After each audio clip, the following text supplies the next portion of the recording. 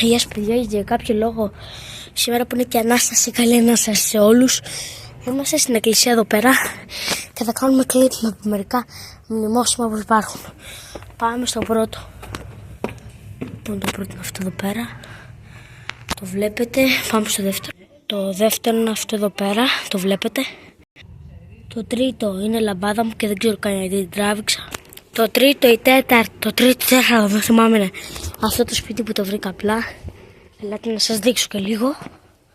Τώρα που άρχισε να βρέχει θα μου πέσει το IRL. Λοιπόν, εδώ πέρα έχουμε σπίτια και αμάξια, ξέρω εγώ. Μια χαρά μου φαίνεται εμένα και θα μπούμε και μέσα. Εδώ βλέπουμε μακριά την εκκλησία. Μα την Παναγία θα μου πέσει το stream, όχι τόσο το βίντεο. Με την Παναγία και θα μας χέλει ένα σπιτάκι. Εδώ τη σημαία της Ελλάδας και μια και νομίζω τη ΣΑΚ, δεν ξέρω τι να λέω.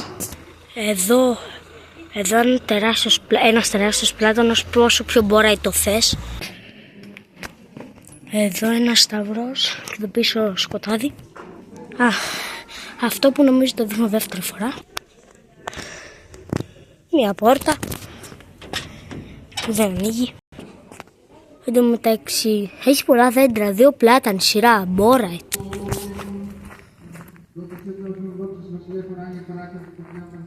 Μποράιτ.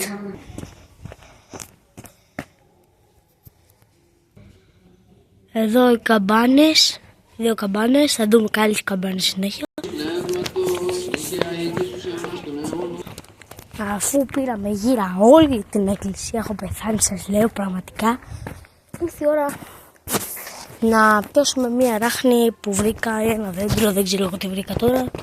Πάμε, να είμαστε εδώ πέρα. Λοιπόν, είδα πριν μία ράχνη στο αυτό το φυτό, εκεί μέσα βλέπετε. Λοιπόν, πάμε.